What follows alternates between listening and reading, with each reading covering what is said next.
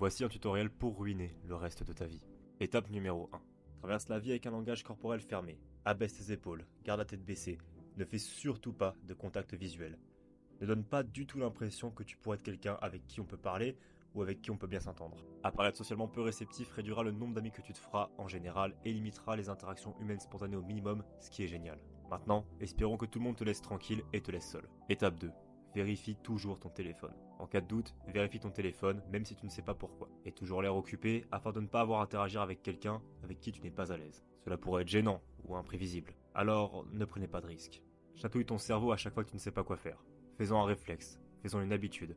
Fais-le si souvent que tu oublies comment réfléchir, penser et interagir, solidifiant ainsi davantage ce comportement automatique. Étape 3. Sois toujours en retard. Ne sois jamais en avance à rien. Montre-toi au minimum à l'heure ou quelques minutes en retard. Ne donne pas l'impression que tu es quelqu'un de préparé, diligent ou que tu as des bonnes compétences en gestion de temps. Tu ne voudrais pas avoir l'air trop enthousiaste. De plus, être en avance peut être gênant. Et si jamais tu devais parler avec quelqu'un que tu ne connais pas vraiment, qu'est-ce que tu vas faire? Te faire un nouvel ami? Étape 4. Présente des excuses.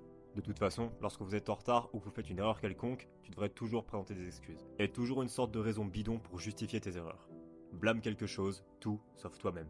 N'avoue jamais que tes erreurs sont de ta faute, même lorsque tu sais pertinemment que c'est le cas. Perds la trace de la dernière fois que tu as présenté de réelles excuses sincères. Numéro 5. Développe un locus de contrôle externe. Choisis de croire que tout ce qui se passe dans ta vie n'est pas ta faute, que tu n'as aucun rôle à jouer dans ton malheur. Faire cela trompera ton subconscient pour qu'il abandonne également le contrôle de ta vie.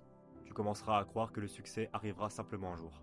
Étape 6. Voler la vedette. Trouve toujours un moyen de ramener la conversation à toi-même. Quelle que soit l'histoire que tu as entendue, elle n'est pas aussi folle que cette chose qui t'est arrivée cette fois-là. Ne demande jamais à quelqu'un comment il va, et si vous le faites par politesse, reprenez vite le contrôle de la conversation. Après tout, comment vas-tu obtenir une quelconque validation sans parler de toi-même? Et tu as besoin de toute la validation que tu peux obtenir. Agir de cette manière autour des autres te rendra tellement épuisant à fréquenter que tu te retrouveras lentement à perdre des amis au lieu d'en gagner.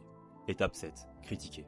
Dans le cas où tu ne parleras pas de toi-même, assure-toi de parler des autres d'une manière négative, surtout si tu trouves quelqu'un d'autre qui partage ta toxicité. Ris et moque-toi de ceux que tu n'aimes pas. Arrive à te convaincre qu'ils devraient savoir mieux. Deviens si compétent pour remarquer le défaut chez les autres que cela devient un réflexe automatique. Présente chaque compliment de manière sarcastique. Étape 8. Changement de forme. Dites une chose, faites une autre chose. Agis d'une manière devant les autres et d'une autre manière derrière les portes closes. Vis ta vie comme si tu étais plusieurs personnes différentes. Sois imprévisible, même pour toi-même. Un caméléon. Peu importe ce que tu dois être à un moment donné, sois tellement peu familier avec tes propres normes morales que tu perds tout sens de l'identité. Étape 9. Souhaiter. Ne t'abandonne jamais à l'effort de planifier ou à l'humilité de la prière ou de la gratitude. Contente-toi juste de souhaiter que les choses soient différentes.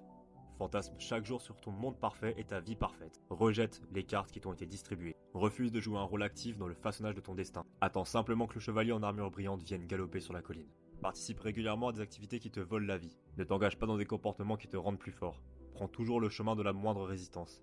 Trouve un moyen de te convaincre que ce qui est bon pour toi est mauvais et ce qui est mauvais pour toi est bon. Étape 11. Désespoir. Crois que tu es indigne de rédemption, que d'une manière ou d'une autre, tes défauts sont impardonnables. Rejette activement ton propre pardon. Abonne-toi à l'idée que, peu importe ce que tu feras, tu es destiné à la condamnation. Crois que tu es fondamentalement mauvais, et comme les êtres humains ont tendance à agir selon ce qu'ils croient être, cela rendra beaucoup plus facile de continuer à faire des mauvaises choses. C'est juste ce que tu es. Vis ta vie comme si tu étais mort depuis 20 ans, et qu'il est déjà trop tard pour finir quoi que ce soit. Tu as eu ta chance, mais maintenant, c'est fini. Mesdames et messieurs, j'espère que cette vidéo vous a plu. C'est la triste réalité des choses que je vois actuellement dans la vraie vie. Et c'est une manière peut-être de réveiller certaines personnes. Donc j'espère que ça vous a plu. J'ai essayé de faire au mieux cinématographiquement et de m'améliorer. Et petit à petit, devenons meilleurs ensemble.